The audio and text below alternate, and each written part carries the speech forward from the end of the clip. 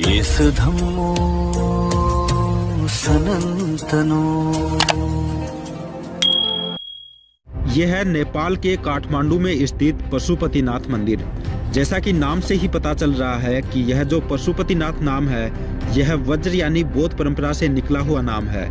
बौद्ध परंपरा में पशुपति का मतलब होता है पशु जैसी सभी आवृत्तियों पर यानी अपनी बुराइयों पर विजय पाना। यानी जो भी श्रेष्ठ व्यक्ति पंचशील को धारण करते हुए अपने अंदर की पाश्विक आवृत्ति वाले सभी आचरण पर काबू पा ले या अपने अंदर की सभी पाश्विक काम पिपासा जैसी कुरीतियों से मुक्त हो जाए, उस व्यक्ति को ही पशुपतिनाथ की उपाधि दी जाती थी। लेकिन ये क्या, आज ब्राह्मणवादी परंपरा में जिसको पशुपतिनाथ से जोड़कर देखा जाता है वह तो काम पिपासा का भंडार है। आज सभी ब्राह्मणवादी ग्रंथों में उस पशुपतिनाथ पर कैसा उल्लेख मिलता है ये आप सभी लोग अच्छी तरह से जानते हैं। उनमें सिर्फ उस पात्र को काम पिपासा बढ़ाते हुए ही दिखाया गया है, जो आज बुद्धिजीवी वर्ग के लिए बहुत ही चिंता का विषय है। नेपाल का पशुपतिनाथ मंदिर तथागत बुद्ध की सात्विक आवृत्ति को देखकर उनके वज्र यानी बौद्ध अनुयायियों ने बनवाया था।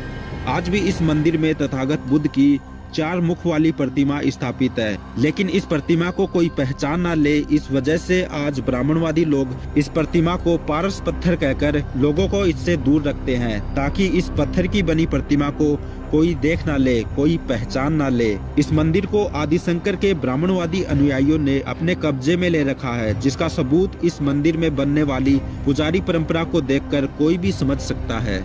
शैव पंथियों की चली आ रही परंपरा के अनुसार इस पशुपतिनाथ मंदिर में कुल 5 पुजारी होते हैं, जिनमें से 4 पुजारी स्थानीय या फिर भारतीय भट्ट ब्राह्मण हो सकते हैं। लेकिन इस मंदिर का एक मुख्य पुजारी दक्षिण भारत का ब्राह्मण ही बन सकता है। आखिर दक्षिण भारत के आदिशंकर के रिश्तेदार ब्राह्मण ही क्यों हैं? इससे पता चलता है कि दक्षिण के आदिशंकर से यह परंपरा आज तक लगातार चली आ रही है। वज्र यानी बौद्धों के द्वारा निर्मित इस पशुपतिनाथ मंदिर को बाद में शैव पंथ के अनुयायी रहे मध्यकाल के राजा प्रतापमल और भूपेंद्रमल ने इस मंदिर के बाहरी भागों का पुनरुद्धार करवाया था। मगर वज्र यानी बौद्धों के मन में तथागत बुद्ध के प्रति जो पशु आवृत्ति छोड़ने की अवधारणा थी, उस अवधारणा को शैव पंथ के ब्राह्मणवादियों ने उल्टा करते हुए इस मंदिर के बाह्य कलाकृति में पशु आवृत्ति की नक्काशी को ही दिखाया गया है, जो कि शैव परंपरा में देवदासी प्रथा के उदय का प्रतीक है। 1851 में प्रकाशित हुई बलदेव प्रसाद मिश्र कर्तिक की किताब नेपाल का इतिहास के पेज नंबर 111 पर बताया गया है कि पशुपतिनाथ मंदिर वास्तव में सम्राट अशोक की बेटी चारुमती के द्वारा बनवाया गया चारुमती स्तूप है और बुद्ध को ही लोग पशुपतिनाथ कहते हैं। इसी तरह गणपति और भैरव भी बौद्धों की द्वारपाल देवता हैं। किताब में आगे लिखा है कि सम्राट अशोक की एक बेटी चारुवती थी। वह नेपाल के राजकुमार देवपाल खत्तिय से ब्याही गई थी। दोनों पति पत्नी बुद्ध के मार्ग पर चलते थे। काठमांडू से सटे चाब हिल में चारुवती का स्तूप है।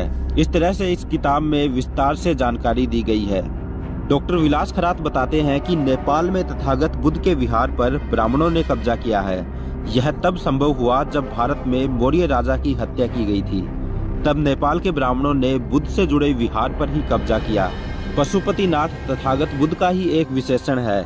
जिस प्रकार बिहार के बोधगया पर विदेशी ब्राह्मणों ने कब्जा करके बुद्ध को विष्णु का अवतार घोषित किया था, उसी तरह नेपाल के प्राचीन बुद्ध विहार पर जबरन कब्जा करके उसे ब्राह्मणों का मंदिर घोषित किया गया है।